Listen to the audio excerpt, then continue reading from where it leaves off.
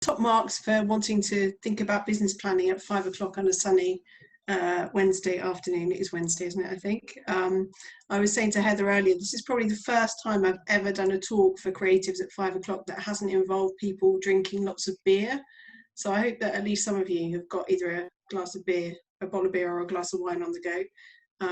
I've got a cup of tea, which again is very unusual for a 5 o'clock talk, but there you go. This is the new normal. So as Heather said, my name is Julia Payne. I'm director of an organisation called The Hub. We're based in Colchester, but we work all around the country. And The Hub has been going for about 20 years. I set it up a while ago now with some fellow creatives, and we're a social enterprise. So we do two things. We work exclusively in the creative sector, and we do all the things that a normal consultancy firm would do and a research company, but we take the proceeds that we make from that and we use that to seed fund projects of our own that we believe are important. And we call that bit of the company Hub Lab, because it's where we do lots of experiments and action research. And we have a very strong focus on independence and innovation. So it's really nice to be talking to lots of other entrepreneurs today, because I feel your pain about business planning. So I think what I'm going to try and give you today is anything but the kind of conventional take on business planning. So if there are any conventional business planners in the room, you might get a little bit affronted by what I'm about to say. Just a little bit about what we've been doing. So since COVID-19 hit, we've been running a program called Balance, which is all about mental health, balancing your mind in order to balance your books. So I'm going to talk a little bit about that, that idea that you can't have a healthy business if you're not healthy yourself. You know, one of your primary responsibilities if you're running a company is to keep yourself healthy, because otherwise nothing else will follow, you know.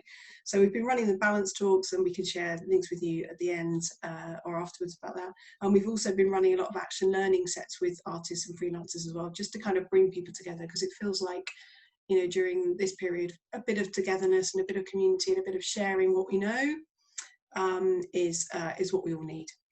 So what I'm going to try and do today is I'm going to attempt, normally when I do business planning training, it's like a sort of 2-day training thing, or 1 day at least. I'm going to attempt to do that in 40 minutes.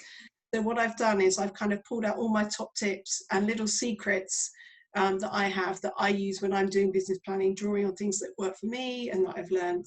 And as I said, they're probably not going to be entirely conventional, but what I'm going to do is I'm going to take you through a whole set of slides, which I think Heather will be able to share with you afterwards. If you've got any questions along the way, just pop them in the Q&A bit at the end. I promise I'm not just going to talk at you. There's a little bit of a game in the middle that I'm going to get us to play. So I hope you've come armed ready for a bit of business planning fun as well. So I'm just going to start sharing my screen and then we'll get going. Okay, here we go.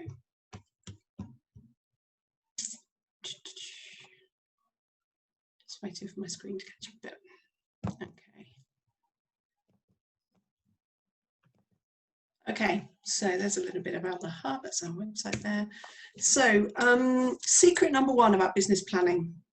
The conventional wisdom is that you're writing your business plan for anyone but you, the bank, investors, because a funder has asked you to write one in order to get some funding out of them. And my view is that business planning is actually all about you. I don't really think about business planning as, I don't really use that term. Instead of what I think, the way that I think about it is it's a way of designing your business. That to me feels much more creative and sort of reflects the way that I think. Than the idea of just sitting there with lots of spreadsheets and that sort of thing. So either designing your business or inventing your future is the way that works for me. And it's like most things that are about thinking about your future, it requires you to ask some big questions about yourself. So my starting point for business planning is to think about things like, what's your passion? Why do you do what you do? What gets you up in the morning? Why is that special or important? Where do you want to get to? All those sorts of things. And I think that's especially important for people like us who are in the creative sector, because so much of what we do is bound, so much of, you know, the way that we think about ourselves, so much of our identity is bound up in what we do as well. It's you know, there's a very sort of grey area between sort of work and play. So second thing that I wanted to say, which would absolutely get me shot down by normal business planning trainers, is that I don't think that business planning at all is a dark art at all. I think it's actually a form of guessing. When people talk about business planning, what they're really doing is guessing. They're doing really informed guesswork about what their future will look like. So what I've put here is I've got a whole load of things there on the left that you'll see, very sort of business planning words, mission, identifying your aims, looking at objectives, strategy, target markets, all of those sorts of things. And what I'm hoping that you can see from on the right hand side of the screen there is that what all of those things actually mean are really, really simple things like, what are you for? What's your purpose? Where are you going? What do you want to achieve? How are you going to do that? Who are you going to do that with? Where are you? What else is going on? How do you stand out from the crowd? Who's involved? How are you going to make some money? So really, really simple things. And I think that sometimes what scares people about business planning and puts them off from even starting is the idea that they've got these headings in a Word document that they have to kind of fill in underneath. And I don't really think that's the case. I think that if you start with questions like the ones there, then you're onto a winner in terms of business planning. So that would be my second tip. Don't get intimidated by the language. Just think about common sense kinds of questions that you need to think about for anything that you're thinking about for the future. The other thing is that I don't really think it matters what your business plan looks like. Because for me, the planning is more important than the plan. The plan is the bit where you've tidied it all up and you've organized it nicely. The planning is messy because you're doing lots of thinking. You might go down a few kind of rabbit holes. You might go down a few dead ends. You might think, oh, I'm going to do this. And you might decide a little bit later in the planning process that actually that's not the way that you go. So it can be quite messy. It's quite iterative. And the way that you do that totally depends on the kind of thinker that you are. So you'll see up there, I've got a kind of a reference to people who are left brain thinkers who tend to be very logical, sequential, verbal, analytical, data driven. And from what Heather and I were talking about earlier, I suspect, Heather, you're probably a left brain thinker. Yeah, very much so. Yeah. I'm definitely a right brain thinker. So when I'm doing business planning, my business plans tend to look a lot more kind of mind mappy, and there's bits of paper stuck all over a wall, and I might have to go for a walk and all those sorts of things. And I think that's absolutely fine. The planning for me is much more important for the plan. I don't even really care if you don't write it up.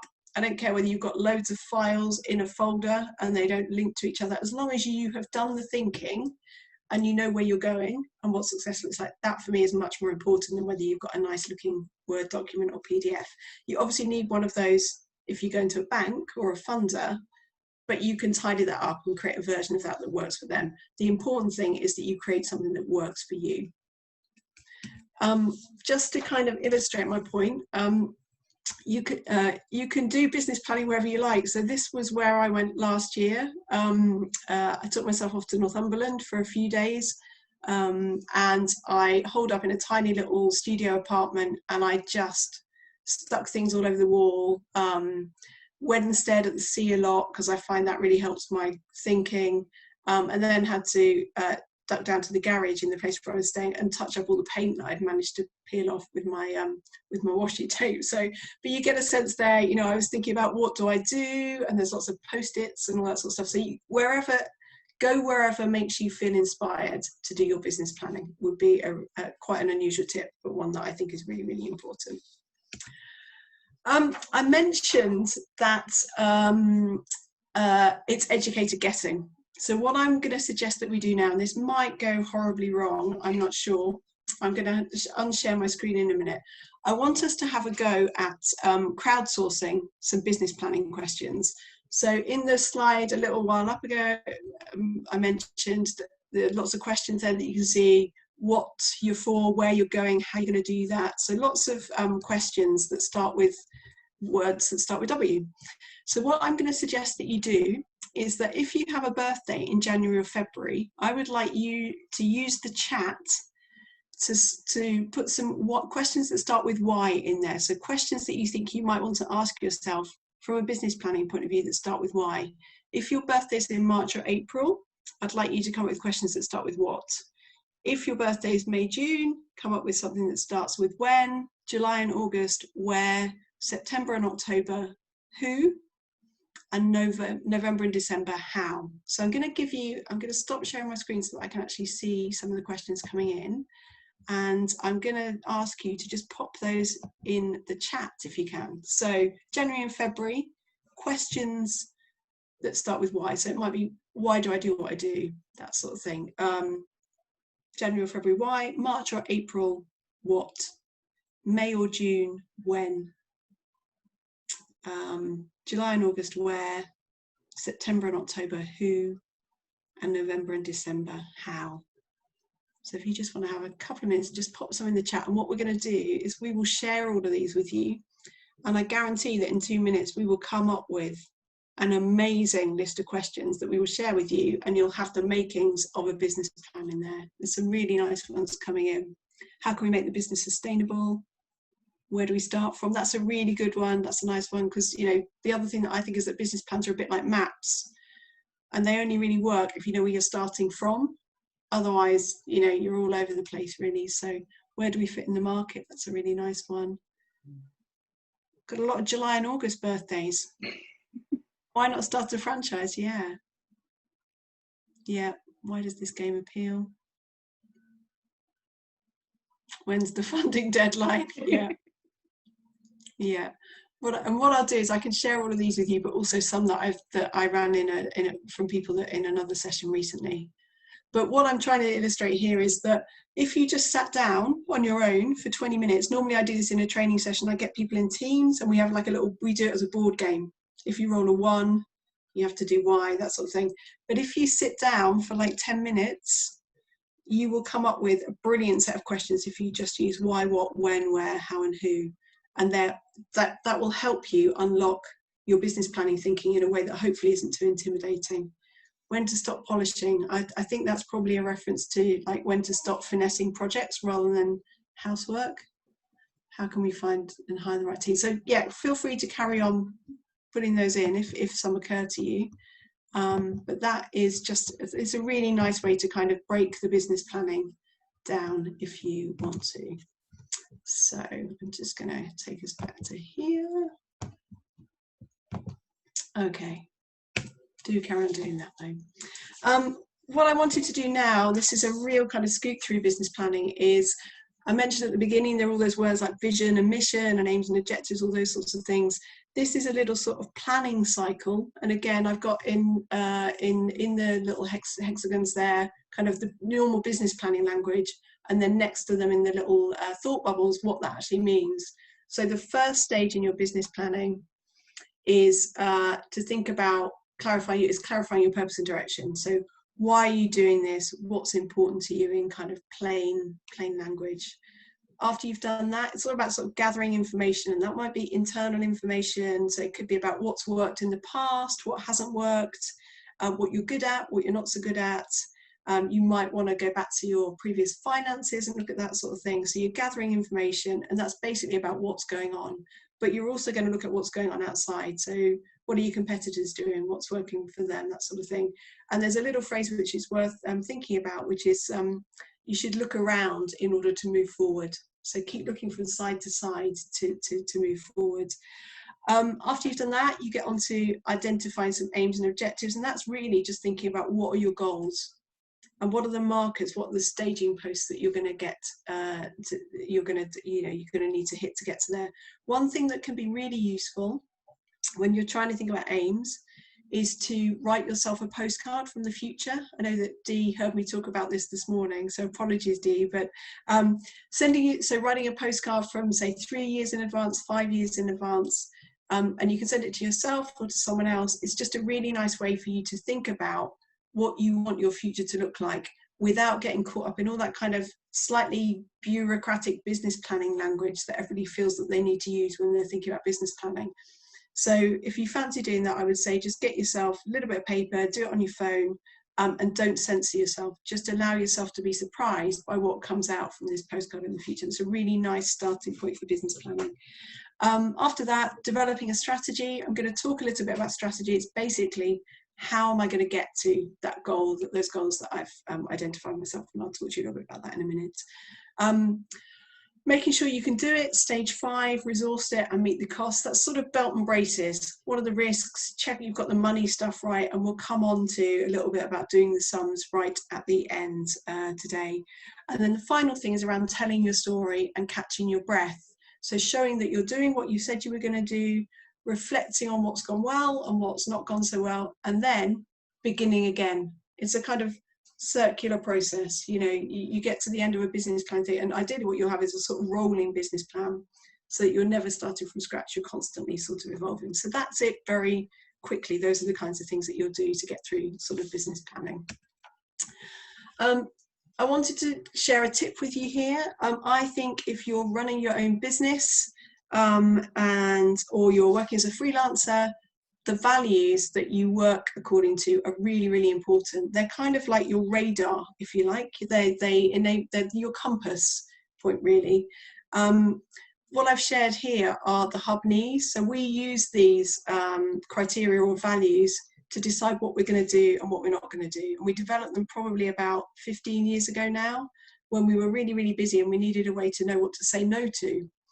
And so we only take on projects if they do all of these things. So if they develop our knowledge in some way, if there's an element of the new about them, if they excite us, if they're enabling, and if we can share what we learn. Those won't be the right values for you, but they're the values that drive us and guide our thinking.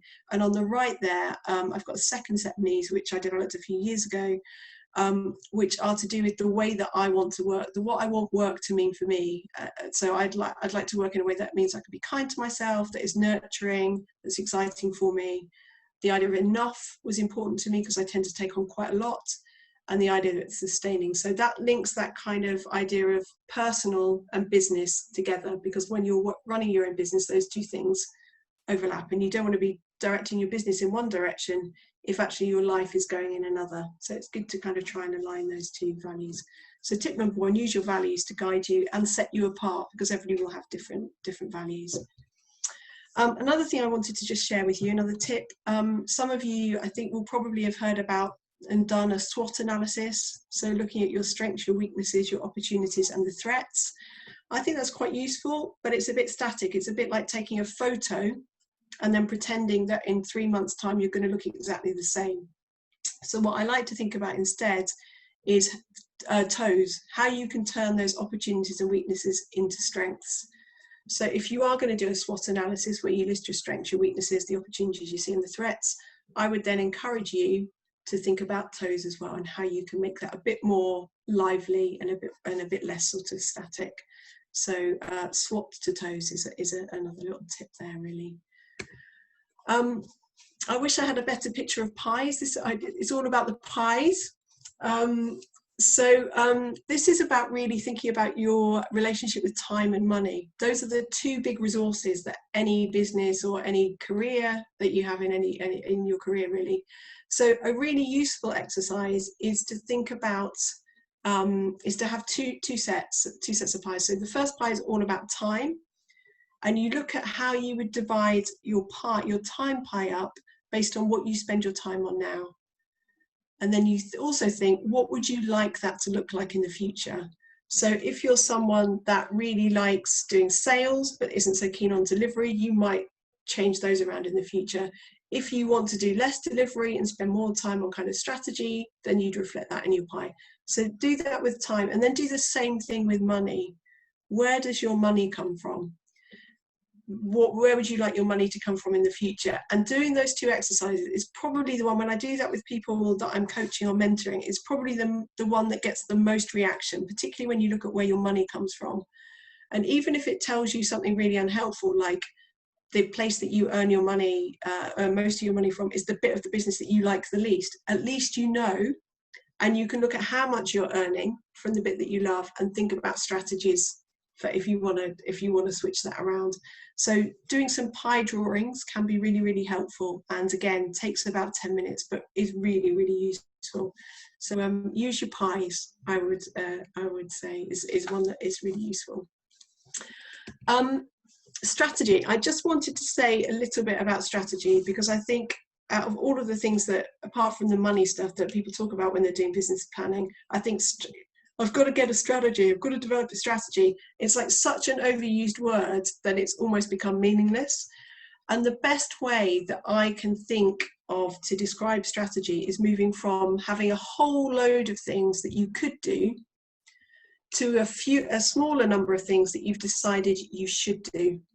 So you move from a big number of kids all the way down to a fewer number of shoulds. Because there are loads of things that you could do. You know, if you want to get to use an analogy, if I want to get from where I live to Colchester, there are loads of ways that I could do that. But what's the one that I should do? Well, I'm probably going to decide that it's better for me to go on my bike because I'm trying to get more out in the fresh air more. It's quicker to go by car, but actually what I've decided that what's important is fresh air. So in order to move from the coulds to the shoulds, you need to think about some criteria. So what's important to you at the moment? Where are you trying to get to? How do you want to work? That sort of thing. You need to think about the resources that you've got. So again, to use my slightly weird transport analogy, I might not have enough money for the train fare, in which case I've got to get the bike. You've got to use my bike, you know, that sort of thing. So how much time, how much money do you have? And also think about who else have you got as an ally. So when you think about the resources, don't just think about yourself, but think about your network, think about your friends, think about other people in the team. So think about what you've got and what's important, and use that to brainstorm a whole load of kids and move to some shoulds. And the way that I often think about that is it's like going into a changing room and you try on loads of different outfits, and eventually you work out which one is the best fit for you. It's the same thing with strategy. You try lots of things out. Some of them will be red herrings, but you've interrogated them, and then you can either keep them in or rule them out. So that can be a bit messy, but that process of eliminating the coulds and arriving with the shoulds, I think is really, really important. I'm going to move on to money. It's quite interesting thinking about the knees thing that I told you about earlier, the knowledge, new, exciting, enabling, sharing. We'd been using that set of values for about 10 years before I realized that there wasn't a financial one in there. Which tells you quite a lot about the values that the values that we think are important and what motivates us here at the hub. But anyway, so a few things here. Tip number 4 is that you should budget, not fudge it. So, you know, it's not good enough to kind of know kind of what you've got in the bank, you know, that sort of thing. So I would say that having a budget, having a cash flow, and having some form of forecasting will help you make really smart on the money decisions. I'm not suggesting that you update those every week. You know, that's just, I doubt anyone's going to do that. I'm certainly never in a position where I'm doing that on a weekly basis. But reviewing those forecasts and reviewing your budget on a regular basis, monthly, that sort of thing is really important. I listed a few key money questions that I think it's really important for people to think about. So, I mean, again, these are the kinds of things that would come up if we had played the business planning game for a bit longer. I'm sure you would have come up with them, but things like, how much do you want to earn now? How much do you want to earn in the future? If you're running your own business and it's principally about you, your personal budget, your household budget, your budget, if you like, will be informed by and inform how much the business needs to turn over. So think about, what do you need to earn? What would you, and then maybe what would you like to earn? Having two different levels can be really, really important. How much could you get by on? That idea that you've got a kind of minimum and a maximum. How much time do you have? How much of you is there to go around? It can be quite a sobering experience. I think it's I think if you have sort of 4 or 5 weeks holiday, I can't remember what it is, you know, as you would in a normal job, it means that you've got 200 days a year of your time. So you go, great, I've got 200 days a year to earn loads of money. And then you think, oh no, what about the admin? What about the marketing and all that sort of stuff? And gradually it shrinks and shrinks and shrinks, but it's a really useful exercise to do because it can help you understand what the maximum is that you could generate if it's just you or with 2 employees, that sort of thing. Do we know what we're worth? Have we got our pricing right? That's something that people often struggle with. People tend to undervalue their time. So try and find out what your competitors are charging. Think about, think about what you're worth. Do we know how our time is spent? That time and money pie, I think we talked about. How much money have we got in the bank? What's going on long term? How can we close any gaps? So those are some really sensible kind of, almost like personal budgeting questions. The secret number 6 is that turnover is vanity and profit is sanity. So it doesn't really matter how much you're earning if you're spending more than you're earning. So profit, looking at what your profit is the way to stay sane, I would say. So those are as a bonus there, a secret and a tip on one go. I wanted to share this with you. It's a little bit it goes into a fair bit of detail, but it's an example of how you could do forecasting, because forecasting is basically guessing, going back to the idea that business planning is guessing what might happen in different circumstances and thinking about how that works for you. So what I've just shared here is this is based on a kind of artist management model. So I've got 3 artists who at the moment are earning me £9,500 here on that slide you'll see there. And one artist is doing 10 gigs at £250. Artist number 2 is doing 20 gigs at £200, and artist number 3 is doing 20 gigs at £150 in terms of commission that I'm earning. And what I'm looking to do is I'm looking to double my earnings from those 3 artists. And scenario 2 is working with the same artists, but I'm just working them harder. So everybody's doing twice as many gigs, and that will get me to £19,000. And then scenario 3 is the same number of artists, but what I've managed to do as a manager, because I'm brilliant, is move them up a scale. So they're still doing the same number of gigs, but I'm earning more money from each of them. So when you're doing forecasting, what you basically do is you might look at a number of different scenarios to work out which one is the right way to go. It's a bit like that strategy thing. You try all of these on for size and you go, actually, do you know what? I don't think artist number 1 is going to want to do twice as many gigs. So that scenario is out. What I need to do is to get them, I need to earn more from each artist. And often if you're doing business planning, what you might do is you might have a whole range of scenarios just tucked away in a folder or at the back as an appendix that remind you of what the different scenarios are, so that if something changes, you know that you've already done the planning. So I just included that just as a little example of how to do it. You can do it with like the number of days that you might work and all sorts of things, but it's useful to sort of look at different scenarios. A proper business planning trainer would call this scenario planning. I think it's kind of just like, exploring what might happen, guessing what might happen. Cash flow. I just wanted to say a little bit about cash flow. So I've included this again, and what I will do is share a template with you, just in case any of you don't have a template for cash flow. Cash flow is absolutely crucial for a lot of people, and particularly at a time like this. And the simplest way to think about a cash flow is like a budget, but spread out over a calendar. And it's a prediction of what your bank statement is going to look like at any one time. Staring at that probably looks a bit scary for you, but essentially what you do is you work out what your monthly balance is each month. So in the first column there in June, you'll see that I ended up with £3,224 less than I started with. So that means that I start July with a minus figure of 3,224, but I'll send you a template that sort of explains that. But keeping an eye on your cash flow is really, really important. And if I send you the template, what you can do is you can just drop your starting balance from your current bank balance into that, and think about where your spend's going to be, what your expenditure is going to be over the coming months, and what your likely income is going to be. And the formulas that are already built in there will give you your cash flow nice and simply. But I would say definitely having a cash flow is a really key thing to do at this point. It's the kind of reality rather than the fantasy, because you can update it as well. So cash flow would be an essential tool to have. I thought it probably made sense to talk about how you can make your cash flow work for you and how you can improve it, because I know that cash flow is certainly a concern for a lot of people at the moment.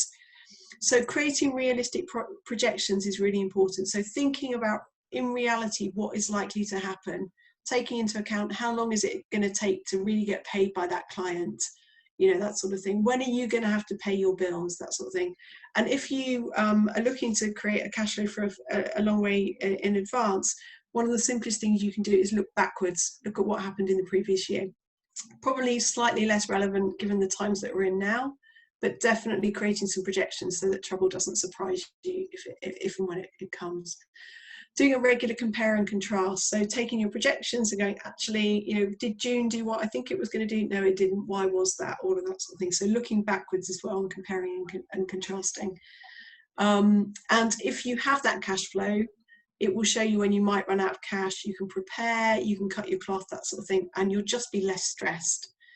So some tips there about trying to improve your cash flow. So, keep an eye on who owes you money, get them to pay you faster. I know that's really easy to say and really hard to do, but, just be on it a little bit. Don't feel worried about asking for that. Everybody, particularly if you've got bigger clients, they should understand that you need to cash more than they do. Pay your bills more slowly. My mum was a credit controller for many years, like a bookkeeper, and she brought me up to only pay bills when you get the final demand, and that can really help with cash flow. Buy less stuff, monitor your stock. I'm on the board of a little publishing company, and it's amazing the amount of money that is held on their shelves in stock that they've not managed to keep track on, or that they've realised that they need to keep track of a bit better. Ask for discounts. Review your spend, only spend what you need to spend. Swap stuff. I'm doing loads of swapping at the moment with people. I can help you with this if you help me with that, and it's great. It's like a little sort of alternative economy going on, and it's great to see that. And then obviously loans, credit, that sort of thing. In a crisis, just I've shared there, a key question to ask yourself is how quickly are you going to burn through your money? Think about that. You may not have that much money in the bank, but if you can cut your costs a little bit, then actually things aren't as bad as you think. So there's just a few tips on cash flow. So I'm aware I'm going really quickly so that I can answer the questions that you really have. So hopefully the pace is okay. I just wanted to wrap up by talking a little bit about resilience, because a lot of people have been talking about what does it mean to be resilient at the moment. We're all having to think about how we're going to bounce back or build back better or bigger or whatever it is that Boris wants us to do. But really, so I just wanted to say a little bit about resilience. And resilience is basically the ability to sort of anticipate and respond to change. And when I'm thinking about it, it looks like a big smile. So you start up here at the beginning, and then something, crisis hits or change hits, and you have a big dip.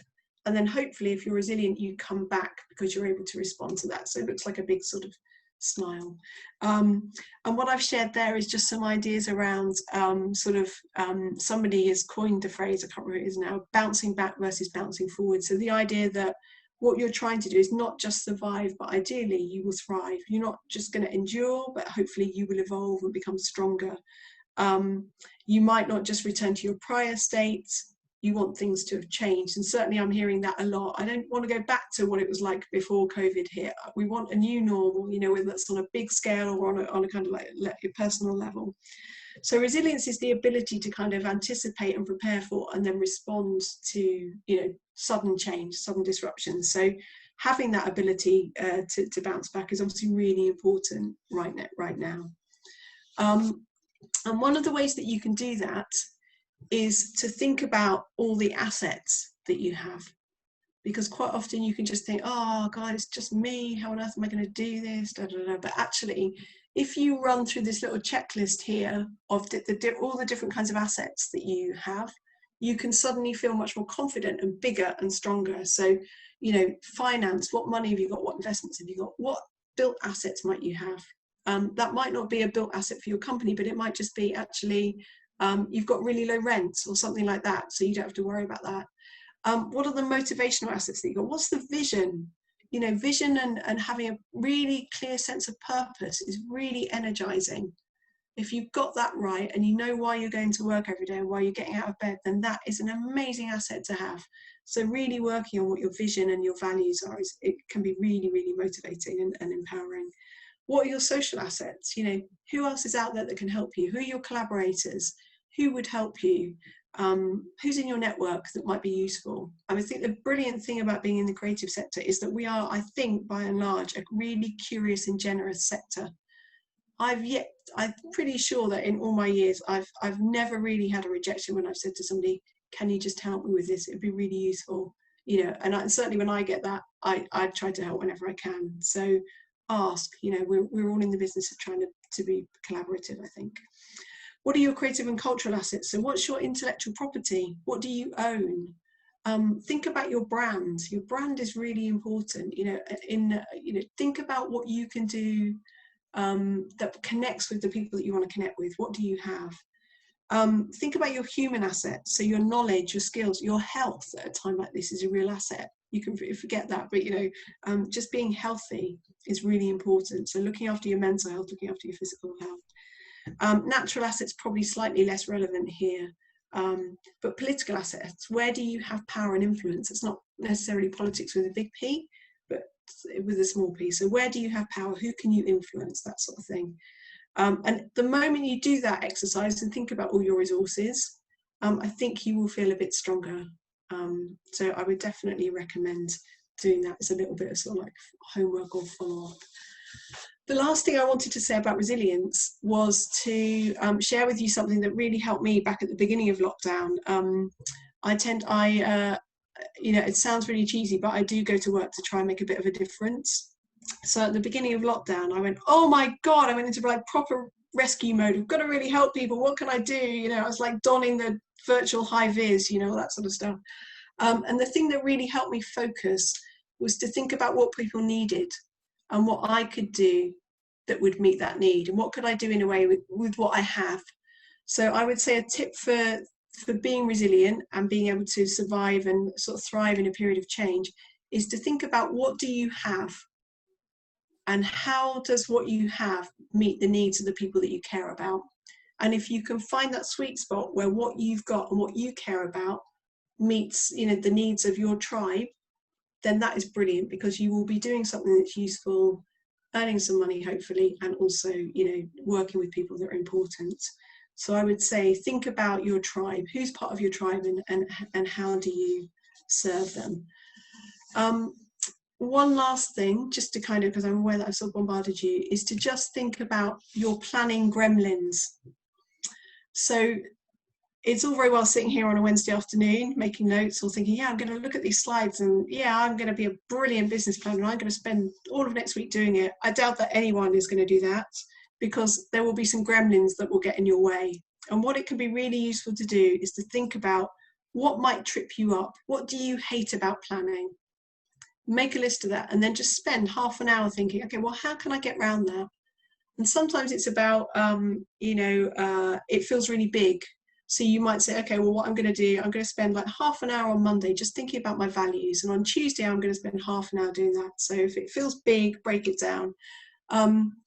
Other people might just find it really hard to do it on their own. So think about who you could involve. Is there a buddy that you could work with to do that? Who knows your business? Who cares about your business? It might be your partner, it might be a friend, it might be someone that you work with a lot, but find a buddy to do it with. Maybe you're going to do it together and you're both going to have a go at it, and you're going to share at the end of the week how far you've got and critique each other. So whatever it is, just spend a bit of time being really lateral thinking to think about how you might slay those gremlins.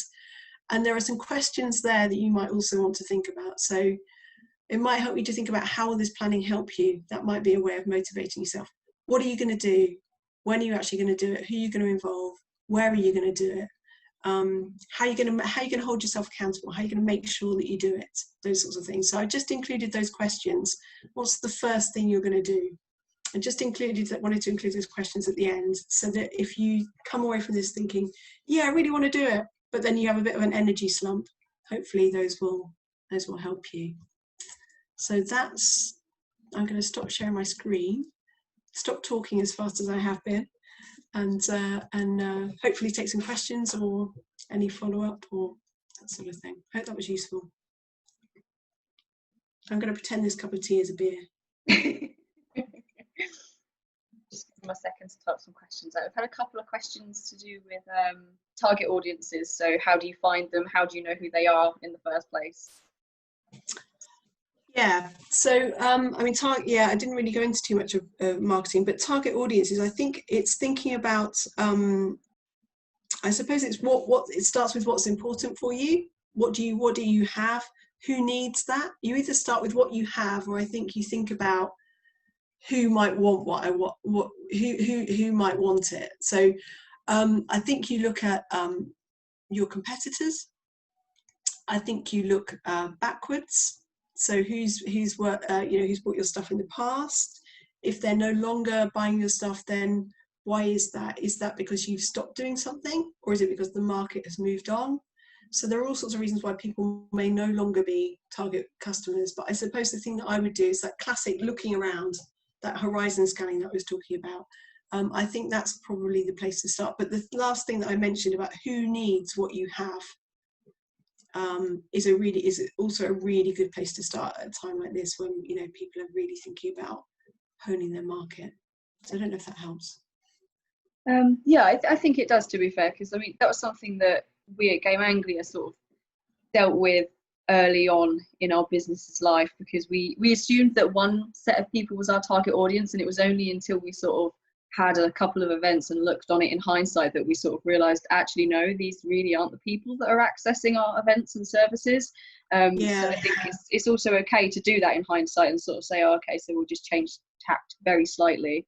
Yeah, and I think it's also to do with, there's also a sort of financial question in that you might have a lovely target audience, but actually the amount of money that you can, or the profit margin that you can make from that group of customers may not be big enough to get you where you want to.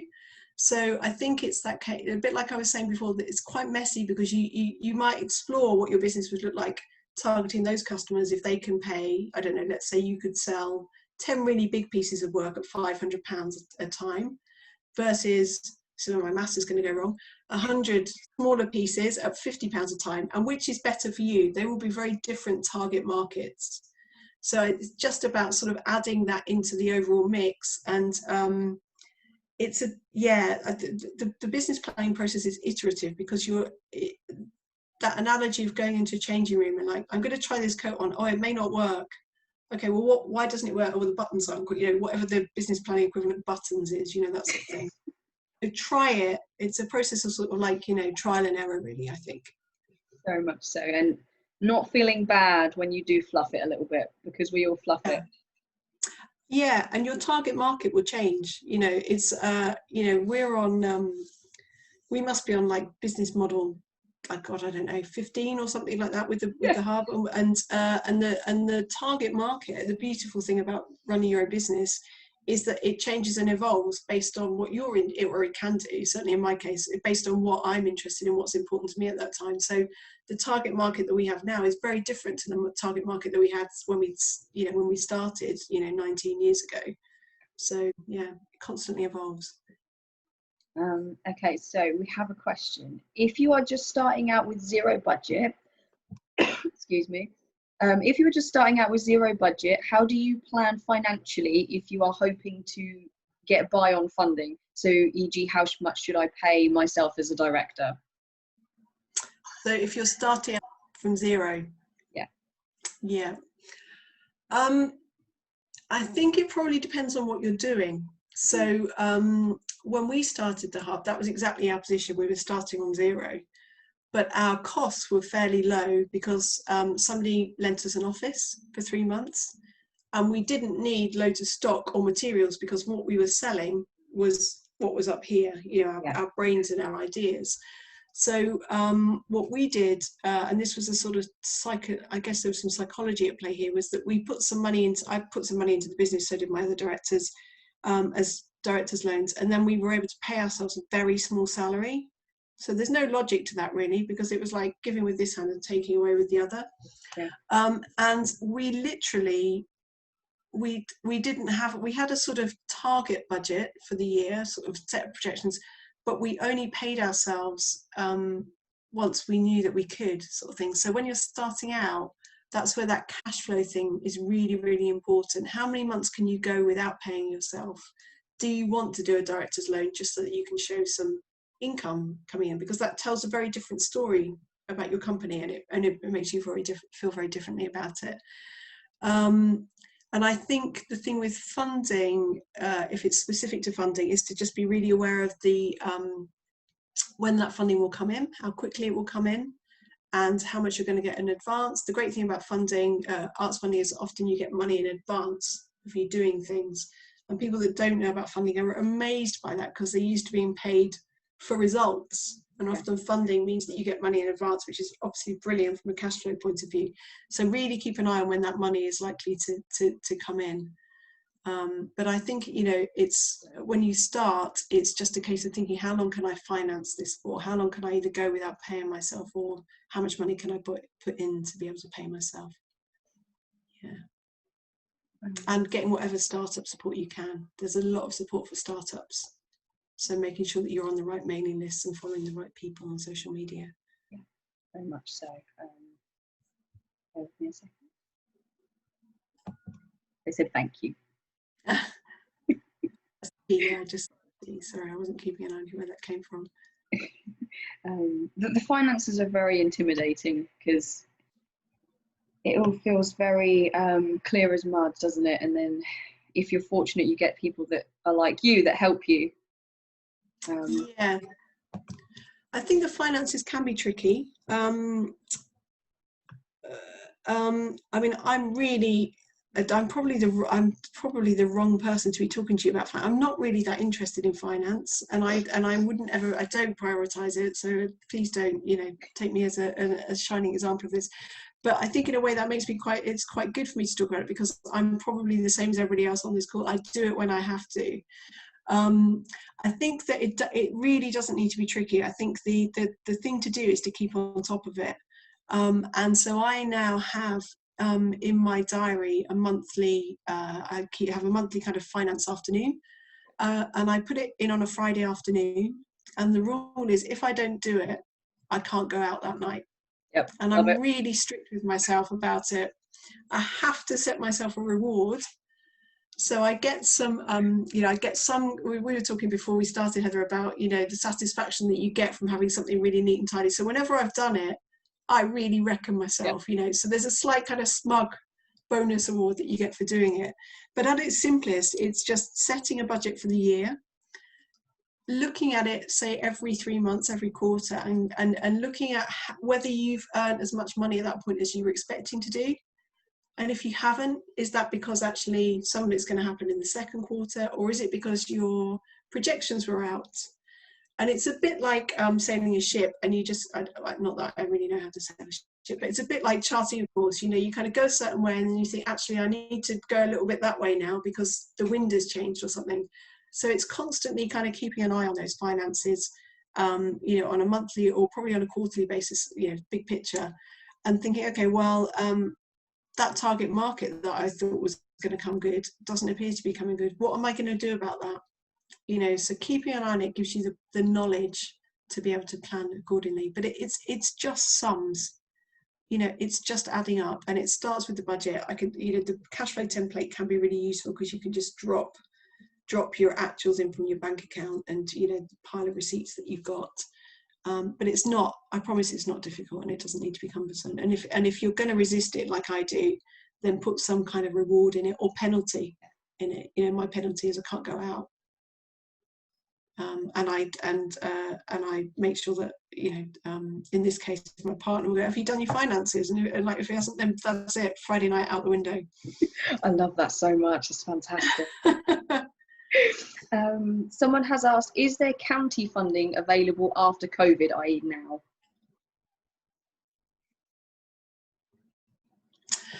So if you'd asked me this a couple of hours ago, I wouldn't have been able to answer this, but I was just talking to somebody earlier. There's quite a lot of, I don't know this just county-wide. I mean, other people may know this, but certainly at a Southeast level, there's some funding called Southeast Business Boost funding.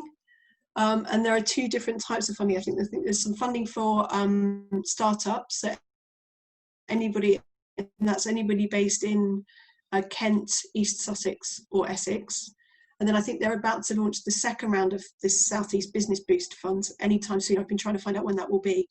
And that's obviously for business growth. So that's not specific to the creative sector, but there is that funding there. It's worth looking at. Southeast Business Boost are on social media. It's also worth looking for something called the Local Growth Hub. They might be able to help as well. Another of those is sector specific. The other thing it's worth having a look at in terms of the creative sector is Southeast Creatives. who are also involved in this programme as well. So I think the Colchester Council funding for this was part of a bigger project called Southeast Creatives. If you have a look at that online, they've got training, there are some training programmes out there at the moment, they've got some mentoring, and they also have small grants as well, which are not specifically to do with COVID, but can help as well. Yeah. Okay. If you are starting your business alone, what is the best way to find someone to work with? Oh, as a kind of co-director. Wow. Yeah, that's a tough one. That is a tough one. I think that running a business with someone is a bit like being married to them. and I say that because when I started the company, there were 4 directors, and then within about 3 years, there were 2 of us. And one person left very amicably, and the other person left not quite so amicably. And the not very amicable splits felt a bit like a divorce, I think, what I imagine a divorce to feel like. So I do think you have to choose it really carefully. What I did was I found people who complemented what I brought to the business.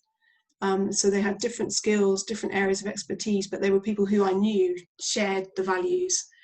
And what really helped me, I think, was that I don't think I would have done anything differently, because that group of people built the business that we built, and a different set of people would have built a very different business as well. So I think I've never done it where I've started a business and then I've brought somebody in. What we did was we recognised that we wanted to work together. We had a vague idea of what we wanted to do, and then we worked together probably for about 4, 5, 6 months, probably 6 months, I think, probably, before we then went, ta-da, here it is, with a big fanfare, and we built the business plan and we did all of that, and it was definitely a sort of shared vision.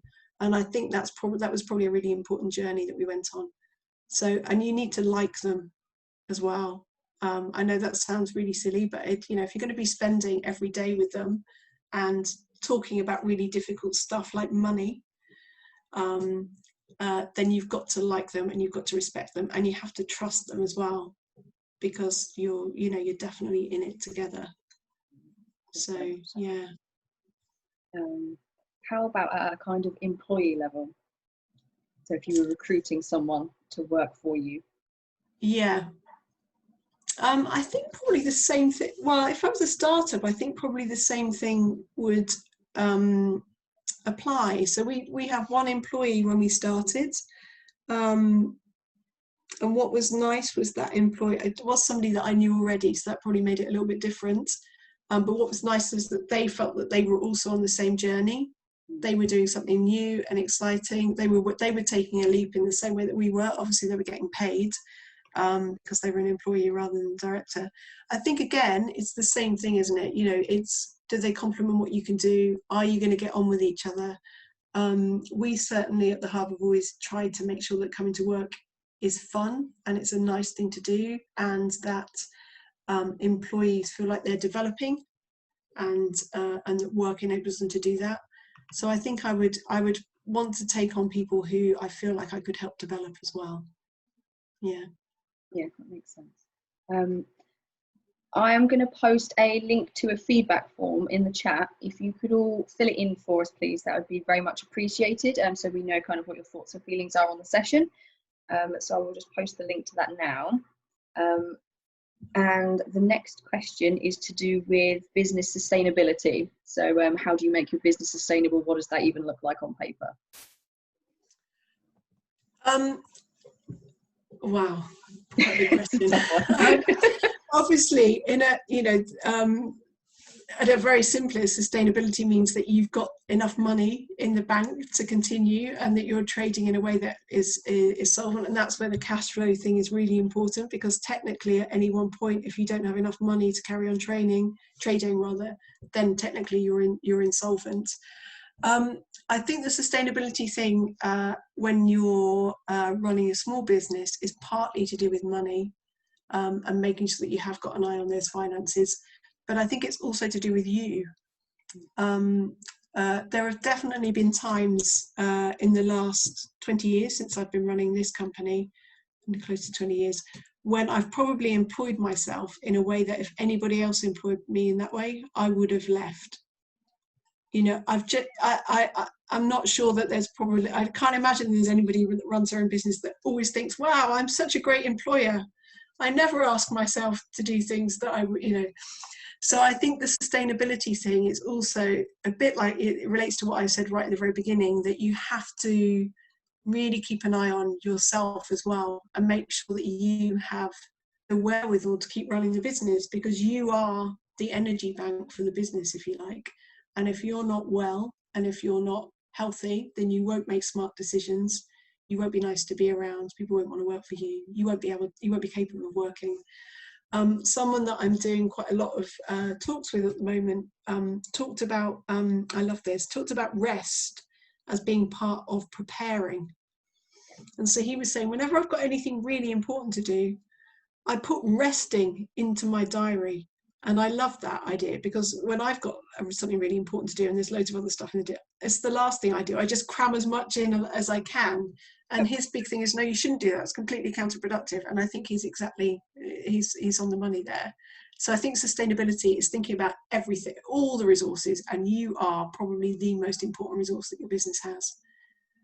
So keeping an eye on yourself is key, yes. I would say. It's the first thing that you neglect as well, isn't it? It's a very interesting conundrum. Yeah, it totally is, because you just think, well, you can, certainly for me, I think, well, I can't ask anybody else to do that, so I'll do that, and I'll just keep doing that, you know. And it's almost like you've got this kind of secret energy box that you raid. Of course, if you keep raiding it, yeah, it's not a good thing. Yeah, very much so. Yeah. On top of all the amazing business planning stuff that you'll obviously all be doing. Exactly. Yeah. Yeah, I mean, the first time we ever did any business planning, we sat in a room together and we put sticky notes on the wall answering exactly the kind of questions that you have posed. Yeah. And then exactly, it all came together. Yeah, that's exactly it. Post-its on a wall. One thing I didn't mention, which I should do, is that if any of you are kind of, you know, quite visual and creative thinkers, there's a really good book called The Right Brain Business Plan. It's by a woman called Jennifer Lee. It's a little bit American and a bit like Everything's Amazing, awesome. But it is a really good book for someone that doesn't like business planning. It's got loads of illustrations in it, loads of cartoons, collage. She gets you to do collages and all that sort of stuff. It's sort of the closest thing you're going to get to a really lovely sort of personal development book, you know, one of those really lovely, beautifully designed books that you get, but it's about business planning. And that has some really lovely exercises in it. So, and it can feel a bit more like, well, yeah, I'm inventing my future, you know. So I've really found that book useful. But definitely Post-it notes on a wall, that's totally where I start. You saw that from the pictures of my little trip to Northumberland. Post-its on a wall, great place to start. Yeah. As long as they don't fall off. It's a sharp wind. Yeah. They're not as sticky as you think they are. And then that's a real disaster, especially if you curated them, you know. But if you want to get really, really into it, then different colours for different things, you know, that sort of thing. So that's how I roll. Each type of thing has a different colour. Yeah, exactly. I know it sounds silly, but you've got to find it. Really makes a difference if you can think about how do you learn. There's a thing that you can do called you might remember these, Heather. The learning test that you can take that help you determine what kind of learner you are. Oh, I see. I don't know what it's called, but it's sort of like if you're a visual, an auditory, or a kinesthetic, so learn by doing. Exactly. So you can take these tests online and you answer a whole load of questions about, you know, how would you do directions for people, and it gives you an idea of what kind of learner you are, and knowing that can really help you, because it's basically the same kind of planner. Whatever kind of learner you are, you're that kind of planner. So knowing that will really help you think about what can I do, you know, because you can do, even, you know, there's no reason why you can't do business planning while you're on a walk. You know, if that's how you think, if staring at the sky gives you the kind of freedom to really think laterally, then take yourself on a walk and just record it on your phone. You know, there's no right or wrong. Yeah, that's exactly what I was going to say. There's no right or wrong way to do it, or wrong answers as such. It's just give it a go and see what happens. Yeah, and make it as much fun as you can, you know. Have really nice biscuits. It sounds really silly, but I think the more, you know, it's a bit like anything that you don't really want to do, if you can just make it feel a bit different and a bit more exciting, then that's half the challenge. And I really genuinely do get and sit on the beach with a notepad and just scribble, you know, that I find that really, really useful. So find your equivalent, I think. Yeah, for me, it's kind of headphones on, music blaring, looking at a notepad and just writing stuff down. Yeah. And I think that the other thing is just how often do you need to do it? You know, I think you can probably do a really big version of that maybe every 2-3 years. And then it's really about, you know, just kind of topping it up every year or so, just go back. The other thing that is often quite useful is to think about it from a storytelling point of view. So rather than thinking, okay, my aims and objectives for 2021 are this, if you actually just say, okay, so 2020-21 is all about la la la la la, and you can just, you know, it's either about growth or it's about, you know, just earning enough money because the world's a bit weird right now. And if you just write it in very normal language, then it's not alien and it's no longer a business, well, it is a business plan, but it's no longer sort of alien and you know, and abstract. So writing a story, it's a bit like the same thing as the postcard, you know, writing a story using everyday language can be really, can really help in terms of like overcoming some of the barriers and fears that you have around it. Because ultimately you're just talking about, what do I want the future to look like? You know, and how can I make that happen? That's really what it is. And you're just guessing at how that could be possible, you know, based on the best data that you have around you. But it should really be called best business guessing or something like that, rather than business planning, really. I think so. Yeah, might want to edit that bit out. Big secret, just busted. It's more honest. It's way more honest. Okay, so it is 6:05. No one has pinged any more questions in. So if you do have a last minute one, quickly type away. But if not, I think we'll move towards wrapping things up. And we'll share the slides. We can share those questions. I'll pull out the questions from, I did business planning with some other people, shout outs about a week ago. So I'll share those as well with you as well. So you've got a really nice big list, and I'll share the cash flow template as well. And this talk will also be available. So if you did kind of want to rewatch it and go through it again, that would be absolutely fine too. The link will be made available to you, I believe, via email. I'm trying to think what else. Please fill in the feedback form if you haven't, please. If anybody thinks of a question afterwards, then you can just find me on Twitter. It's just Curious Julia P. I'm very happy to take any other business planning questions on Twitter. And likewise, you're more than welcome to email us as well at Game Anglia, and we can always pass you on or answer directly if it's something you know about. Wow, I think people should go and get a beer. I think so. It's about that time. Yeah, Sunny, we've talked about business planning for an hour. It is a very tiring kind of topic though, isn't it? Very intense. Yeah, I think grab a beer and just scribble what you're going to do next. That would be a perfect follow-up, I think. Definitely. Yeah. Or a cup of tea, whatever your thing is. Yeah. Okay, so thank you very much for being here. And thank you again to Colchester for allowing us to do this thing. And thank you all of you for being here as well. I'll leave the webinar open for a few more minutes just to give you time to fill in the feedback form, say hello to each other, exchange contact information if you want to. But otherwise, thank you very much. Thanks, guys. Thank you.